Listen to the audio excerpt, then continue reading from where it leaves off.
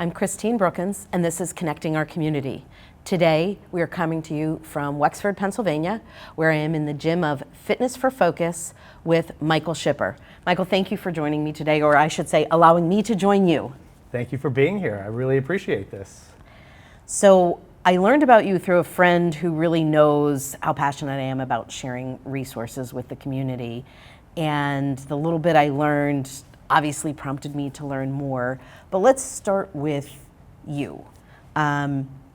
You are not originally from Pennsylvania, and your background, tell me a little bit about really where you are with your educational background as well as your experience. Sure. So, as you mentioned, not originally from Pittsburgh, born and raised in New York City. My career started as a special needs teacher. And as I was teaching, I realized that there was this huge gap between the services kids would receive in school versus what was available to them after school. So I approached the school that I was working at and asked them if I could start an after-school program. And from there, things really took off. And that's when I realized there was this huge need for sports and fitness for the kiddos that I was working with. So I decided to leave teaching, and I opened up my own business on the Upper West Side called Empowered Sports and Fitness. And for the last 15 years, I had an adaptive sports and fitness facility where we worked with kids of all ages and abilities. And that's how it all started. I love that, and I love that you went from one realm of teaching to finding a whole other need. So where we sit today at Fitness for Focus, and Empowered is gone, you've left that in New York, right? Yes. What is it that brought you to Pennsylvania with the idea of opening this facility? Sure. So the reason I'm here in Pennsylvania is because my wife and I have talked a long time about moving outside of New York City. She's originally from Pittsburgh, and this is something that we both wanted to do. It just so happens, say the stars align, the planets align, that I partnered with Fitness for Focus, who is originally based out of Hershey, Pennsylvania. Unbeknownst to me, we were in parallel paths. They were starting their own company 15 years ago. I was starting my own company 15 years ago, and we both happened to specialize working with the special needs community. Okay, so 15 years that you worked in fitness, and then how did you find Fitness for Focus? They had posted on their Instagram account, and I had followed them all for the last 5 or so years.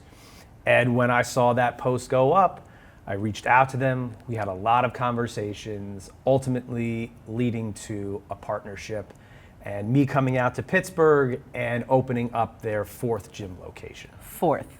Okay, so you said they started in Hershey. I believe they're also in Harrisburg? They're in Mechanicsburg and Lancaster as well. Okay. So big concentration in the center of Pennsylvania, and this is the first coming out here. Correct.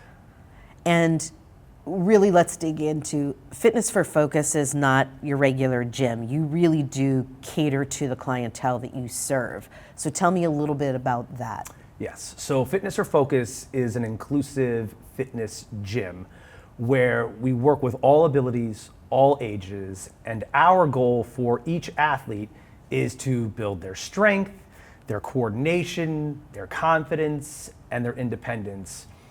But really, more importantly, do that in a very fun environment, safe environment, and engaging environment. And you talked a little bit about coming from the school program to see a need, but let's talk a little bit more about why is there a need for Fitness for Focus? I would say that there's a need amongst the families that I work with because sports and fitness isn't a one-size-fits-all cookie-cutter approach. And the families that we work with, they're looking for somebody who really understands their child's needs, their wants, and they want to be able to bridge that gap between what happens in school, the therapies that they receive, and then what happens after school. So I think a lot of families want that consistency, they want that routine, they want that structure, and they want somebody who really cares and understands. And I think that's really what differentiates us from other sort of gyms and sports companies. Absolutely.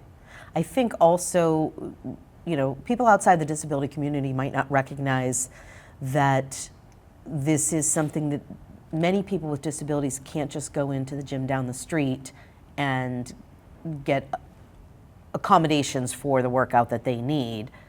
But I think there's also an additional need for the people you serve. What if those folks weren't coming here to work out? What do you think is happening? That's a great question.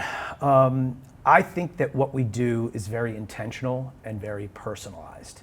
Part of my job outside of the gym is to broaden that to the community. And I think there is that sort of lack of connection because it's not very well known. And it's not just here in Pennsylvania, this is across the country where this isn't really an accepted, I think, way of performing fitness or sports.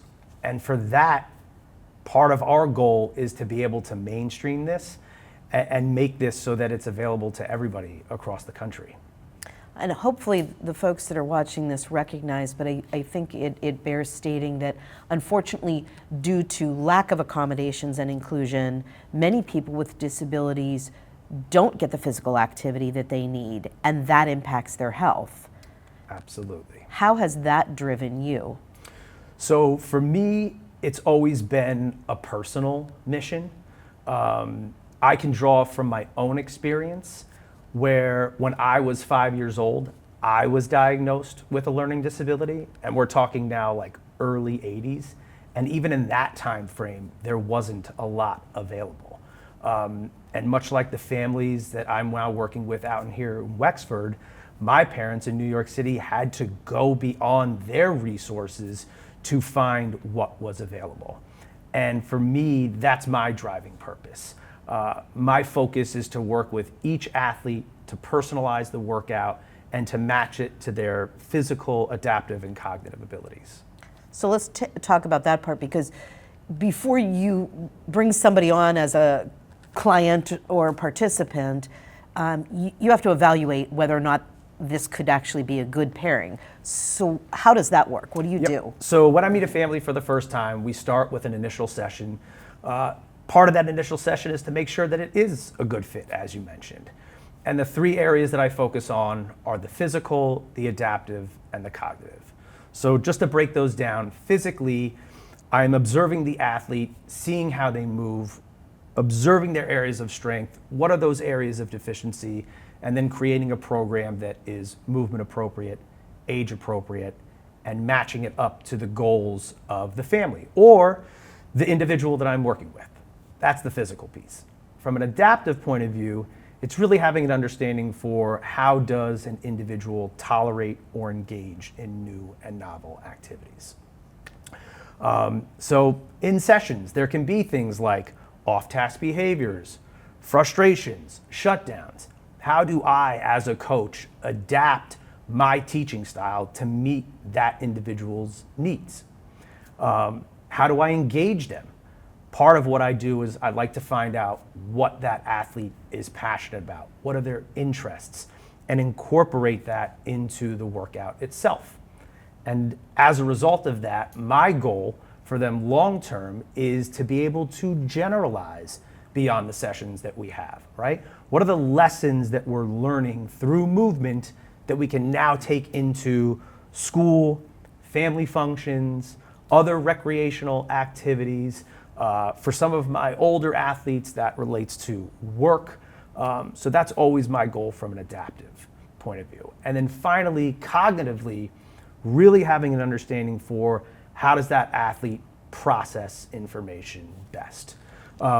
We all learn differently. We all process information differently, whether it's visually, auditorily, hands-on demonstration, one-step direction versus multi-step directions. We take a look at the athlete as a whole, and we customize it, we personalize it, and just make it a ton of fun. Okay, so you look at those multiple areas to determine if it would be a good fit. So someone has to have the physical ability to do a workout. Correct. They have to have the cognitive ability to understand the instruction to be able to do it. Yes. And then you might have to build in an accommodation to make that work. Yes. So I actually like to refer to myself as a teacher coach. As a teacher, my job is to adjust my teaching style to the learning style of the athlete. So I'm always planting seeds. And then as a coach, my job is to get results. And you also mentioned learning about them and finding out their interests. So how do you weave that into it? Yes. So when I also first meet the family, I'll have conversations with mom, dad, caretakers, brothers, sisters, and to find out what they like, whether it's a TV show, a video game, a particular character that they might like. And then what I'll do is I will match the movements to the character or the show. So just to give you an example, I have some athletes who really love superheroes or Marvel characters. Okay. So then rather than just doing like slamming a ball onto the ground, instead of calling it slams, I'll call it a Hulk smash. Okay. Because what happens when the Hulk gets angry? He goes, Hulk smash. So being able to visualize that character, act out the movement, pair it up with something that somebody resonates with, I think that's the best way to teach somebody. I love that. And that will be unique to each person, but I love that you take the time to learn that and then transform that into how it can help the individual to improve their fitness. Yeah. That's really great. I'm thinking of some folks that I know that definitely there are characters that come to mind and things that are motivating. Now, do you also maybe play music during a session? Is that something that you could do? It depends. Again, every athlete is different, so some people are motivated by the visuals of the characters.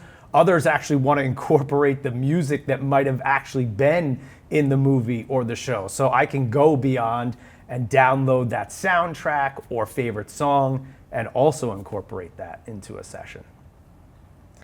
That really, it makes so much sense. I wish everybody would think about things that way.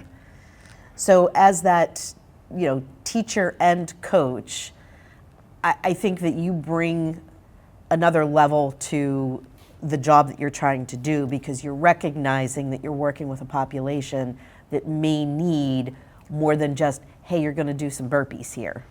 Exactly. And I draw from my own experience. So as I mentioned, at the age of 5, I was diagnosed with a learning disability. My disability was language-based, retrieval-based, and ADHD. The teachers that I had at the school that I ended up at that specialized in kids with learning disabilities taught me everything that I needed to know about myself, how I learn best, how I process information best, social and emotional skills. I bring all of that into our sessions. I really try to get into the mindset of the athlete, develop that rapport, and just inject so much positivity and fun into a session so that it's not just the session that we're doing now. I'm now planting seeds for long-term health. And that's a huge goal of mine, and I know of Fitness for Focus as well. So those seeds that you're planting, it sounds like it could be a couple of different things, right? That if you talk about, perhaps it's drinking water, and you encourage that then they'll recognize, oh, I need to hydrate. Yeah, it's a lot of little things. So there are always these micro moments in a session where I'm planting these seeds. So it could be moments of flexibility. It could be moments of transition, things like big deal versus little deal, or maybe something unexpected happens and we work through those micro moments so that as we progress the workouts, as we get to know one another, we're really learning lessons that go beyond the gym space. So let's talk about those things that, we all, I know myself included, we all need to be a little bit more flexible sometimes and things like that. But how do you see some of the practices that you do in the gym transferring to outside the gym? Yeah, I think everything that we do here translates into life. I have a lot of families tell me that they find that their kiddos are more capable, they're more focused, they're more determined, and that also translates into the classroom. That translates into family functions that they may attend, or even at the jobs that some of my athletes hold. I get a lot of feedback saying that they see that improvement, they see that growth in confidence and independence. So to me, that means now on the coaching side, the seeds that I planted are now becoming the result side of the coaching. And I see how some of that could really work toward the independence. Maybe it's learning that doing repetitive things works, or that there's a result that comes out of that. It can be small things. So for example, maybe somebody ends up grabbing the grocery bags from the car and bringing those into the house. Maybe that's a result of the farmer's carries that we do with these fun little dumbbells. It could be something like going to mom and dad saying, hey, let's go for a walk or let's go for a bike ride, and initiating the movement and the exercise on their own. So those are things that definitely happen outside of the gym over time. That's huge. And I know you have this long background of doing these things, so when you talk about planting seeds, I think that you probably, the full-grown plant is in mind, right? Yes, exactly. When we look at the folks that are coming here, tell me a little bit about a typical participant. Sure. So I think it's best to break it down sort of by age groups. Okay. I work with children, so kids as young as 8 years old. Okay. Then I go into the teens and then the adults. So for the little guys that I work with, who seem to be a little bit more active, the games and the fitness and the movement that I do might be a little bit different for them than what I would do for a teenager or adult. So for my younger kiddos, because they're so filled with energy, it's honestly exposing them to a wide variety of movements and games, and exposing them to things like being flexible, big deal versus little deal, unexpected events, working through things that happen if they were to be a part of an organized sport. Okay. When it comes to my teenagers, the social piece becomes a big factor. And the reason why the social piece becomes a big factor is because this is a point in their life where I think things get a little bit more complex. So maybe once when they were a kid, activities, sports were readily available to them. But as we get older, things can become more competitive. And therefore, it makes the social circles smaller, the availability of activities to be less. And now we have teenagers who feel isolated from their peers. In here, for my teenagers, it's getting them to move, getting them to have fun, and really focusing on connecting and building confidence. And then when it comes to the adults, it's what happens when they get to the age of 22. And services come to an end. School is over. Routine is done. Structure is over. But that need is still there. It sure is. So I'm quoting one of my moms from New York City, and she said, from the classroom to the couch, how do I build in a routine for my adult child where health is at the forefront, not just now, but for the long term? So those are the three areas that I focus on with the athletes that come in. And then once again, everything is customized to their needs, to their abilities, and doing it with a ton of fun. Sounds like it. So thinking of those three different age groups, can you give me an idea of what typical workouts might look like? Understanding that they're going to be individualized based on the need. Sure. So for the little guys, it is running, jumping, kicking, catching, throwing, and then building in things like strength, coordination, and endurance. For the teens and the adults, it really is more of a focus on strength, coordination, endurance, and building on what I refer to as the primary movements. Primary movements are things like pushing, pulling, squatting, activities that we do on a daily basis that then translate into real life. I like that because it is very true that these are things that we all do, and if we're never doing the stretches ahead of time, we're strengthening our muscles, we might have problems with those everyday things. Exactly. Something you mentioned, the little things versus big things and the unexpected. I guess I never thought of it the way you brought it up about preparing maybe for a team sport. Yes. So tell me a little bit about that kind of thing that you don't know what you don't know, and you can't expect the unexpected, but you can count on there will be unexpected things. So how does that work? Yes. So a lot of the families that come to me and they're looking to get their kiddos into organized sports, Okay. there has to be an understanding that with organized sports is going to come a lot of stuff that maybe their child is not ready to expect or prepared for. And a lot of times, if people jump right into it, it can knock that kiddo's confidence. So with organized sports comes with multi-step directions, a ton of friends playing the game all at once, understanding both the actual rules and the hidden rules. And then if one of those things happens and it is unexpected, so I'll give you an example, in soccer or basketball, part of the game is you can take the ball away from somebody else. But if somebody is not prepared for that or doesn't understand that, that can lead to frustrations, shutdowns, going over to the sideline, not rejoining, and then a coach not understanding, and then having that child put on the sideline permanently because they don't know how to adjust in that moment. Right.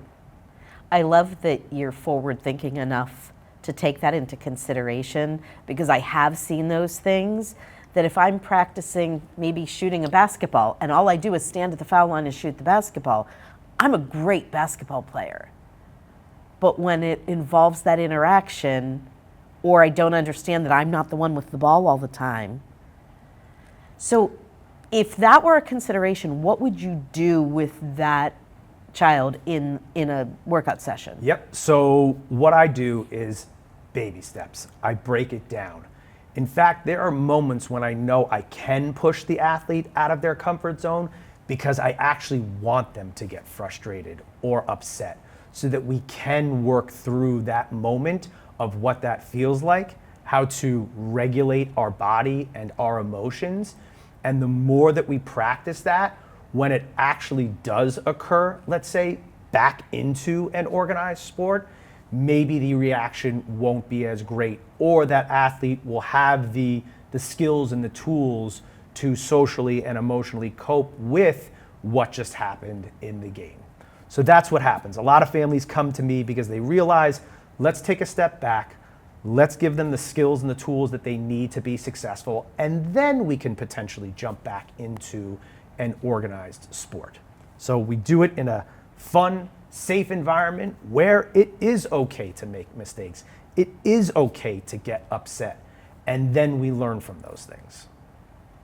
As you're saying all those things, I have so many friends in mind that they're just coming to mind about how this one could benefit, how that one could benefit, because I think that, in life we don't always get that. We're told you're going to go and do this even if it's school, and this is how it's going to go, and it doesn't go the way you expected it to go. Yes, and there are certain expectations when you join an organized sport. You're expected to be able to be independent, follow those instructions, understand what's going on, and that can be a lot for one of my athletes. Well, and I think for coaches that aren't familiar with folks that have disabilities, they may not understand that they gave the same multi-step direction to little Johnny, a wise little Bobby having a meltdown.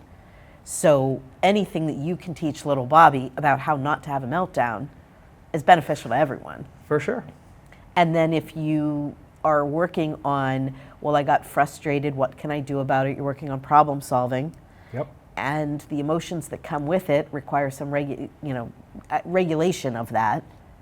Now I can really see how what you're doing here in the gym is really going to have an impact elsewhere if someone has now learned how to strategize, how to find solutions, and how to acknowledge feelings and regulate them to be as appropriate as possible. Exactly. Wow, I love it. So that probably comes into play a lot with little ones. It does. I wonder how often, maybe with teenagers, are you dealing with, I care about how other people see me? That is all to do with the confidence portion that I spoke about earlier. So I think as we get older, we're able to sort of self-reflect a little bit more. And sometimes I think our friends that come here know that they're a little bit different than some of their peers. And they want to be able to do the same things that their peers are doing. And here in this gym space, we can do those things, but sometimes it just takes a different way of learning those things. So that when they go back and they are in an environment with their friends, they can showcase their skills and have all the confidence in the world to be just like them. Well, and as you're saying that, I'm thinking about, the equipment that you have in this gym is not special equipment. No. It's regular gym equipment. It's how you use it. And I'm noticing these colored dots on the floor. This is not the first time I've seen them, but I bet they serve a particular purpose here. I love visuals. Again, I pull from my own learning experience. I'm a very, very visual person. So I try and mix verbal instructions with visual cues and demonstration. So I'm mixing all the learning styles together to benefit the athlete that I'm working with.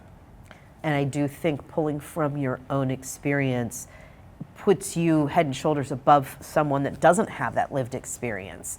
If someone has never felt the frustration because they've never lived it that way, it's hard to understand that.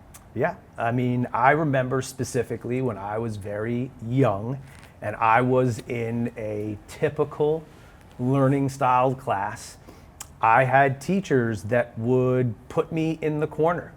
They would put a 3-ring binder in front of me because they would accuse me of cheating. And it would isolate me from the rest of the class. It made me look different. Or other examples, I would be pulled out of class to do extra reading, writing, math. Kids are smart. They pick up on those things. Sure do. And then I would get teased for things like that. So having had all those experiences, I've got to believe that families that I work with have had similar experiences, and I can bring that empathy into the session with me and have an understanding that that's okay, and we can work on certain things, and we will improve and progress and build confidence, and when we get out of all that, you're going to see some amazing results. Some of these things that we're talking about come really out of your own lived experience, but the goal is not that it's always just Coach Michael. Right. So today, if somebody comes in to your Fitness for Focus gym, they are going to get a one-on-one coaching session with Coach Michael. Tell me a little bit about how someone would engage in that. Sure. So I always like to start with one-to-one sessions. Again, focusing on the physical, the adaptive, and cognitive abilities of the athlete. As we progress in that individual session and developing a rapport with that athlete, I'm always thinking about who can I pair this athlete up with. So my goal is never to keep that athlete in a one-to-one session. It's always trying to find a great match for that athlete. So now, not only are we working on the physical aspect of things, but we're working on the social and emotional. That's tremendous, because you do have to move things along in the process, and you paying attention to that is great. And I think that, hopefully we're sharing this with a lot of folks that are going to say, wow, that's really what we need. And how would, you talked about the session, but someone just goes to your website to Yes, so we actually have our own app. It's the Fitness for Focus app. Once they're on it, it's really quick and easy. You pick your location, so we're the Wexford North Hills location. They create an account, so just their username and a password, and once they're logged in, they have access to my schedule, and then they can pick from the initial session tab and set themselves up with an initial session. Okay. And that initial session, so does somebody come in, well, first of all, I guess I should ask, how do you get compensated? How do they pay for the service? Yes, so we offer two ways. One way is for those who participate in waiver can have access to something called PDGS, Participant Directed Goods and Services. We have a monthly membership that's $250 through PDGS. The county will pay me $165 out of that $250, so monthly membership is $85 out of pocket for that family. Okay. If a family doesn't have waiver in place, then it's just self-pay. It's $250 for the month. Okay. Families will get 4 sessions in a month, and those sessions are 30 minutes each. Okay. So I get 30 minutes one-on-one with Coach Michael. Correct. And I think we're looking at not staying with just Coach Michael. You're looking to grow, aren't you? We are very much looking to grow. So yes, right now it is just me building the business, bringing awareness to the community. As we get more families, I will be bringing on additional coaches. And from here, we look to be able to expand into the greater Pittsburgh area. So yes, we're in the North Hills, but we hope to expand to things like the South Hills and out east, and then beyond Pennsylvania. Well, and I think that those two things we just talked about location and cost, can be the barriers. So knowing that you accept waiver funding is huge.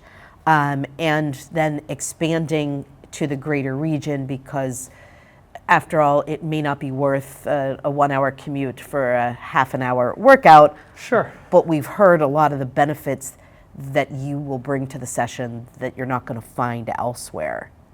Exactly. And I do feel that the benefits outweigh sometimes the travel time. Absolutely. But I totally get it.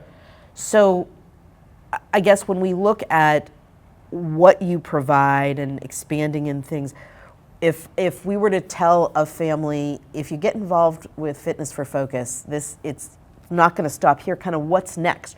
What other things are we looking to put into place? Yeah, so just to reference what I did in New York City, I had families with me from day one that stuck with me for 15 years. And within those 15 years, it was things like a goal was to be able to join an organized sport.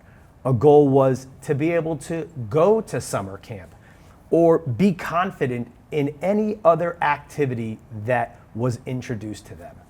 And I can tell you there were many, many success stories for those families that I worked with over those years. And I look to do the same thing here, helping families not only achieve goals here, but outside of the gym.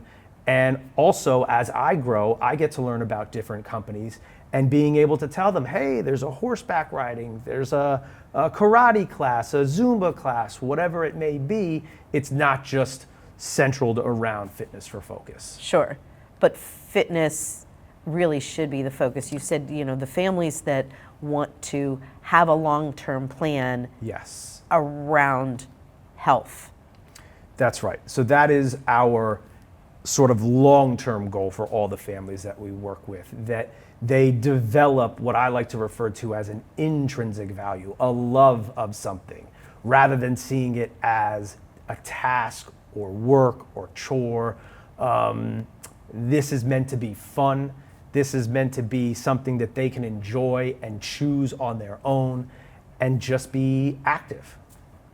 Well, and you talk about the goals. So first of all, just talking about goals and establishing what is it that you want to get out of this. I personally think that's meaningful, and I'm sure you work one-on-one because your goals and my goals are not going to be the same goals. And then I guess what I would want to ask, as you've worked with some of these folks, have you, and I'm sure in your years of experience, tell me about some experience where you were working toward a goal and it was finally achieved. What was that like? Oh my gosh, yes. So one of the biggest goals that I had for one of my athletes in New York City was for him to join a flag football league. Okay. So in addition to the fitness that we did, we also practiced the game itself. I went and I bought the flag belts. I read up on all the rules so that we could practice the plays, how to execute it, and what to expect when you're on the field. Not only did that translate to him playing in the league, but as he got older, they actually transitioned him to being a ref and a coach in that league. How amazing. So that's an awesome example that I can think of for one of the families that I worked with. I love that. I think that that's where we should leave it. Leave it on a high. We've talked about a lot of things. So the next steps would be for people to get in touch with you. Yeah, that's the next step. And you mentioned the app, but where do they, Fitness for Focus website Yeah, to start? if they go to the website, the Fitness for Focus website, there'll actually be a pop-up that comes up onto the screen initially, and it will prompt them to download the app. And then from there, they just sign up. Quick, easy steps. And I will point out, it is fitness, the numeral for focus, if anyone is looking to engage. That's right. But hopefully we're reaching people that really will see the benefit of all the things that you do. And I really appreciate you allowing me to come here and see what you do. Yeah. Thank you so much. Thank you for this opportunity. This was great.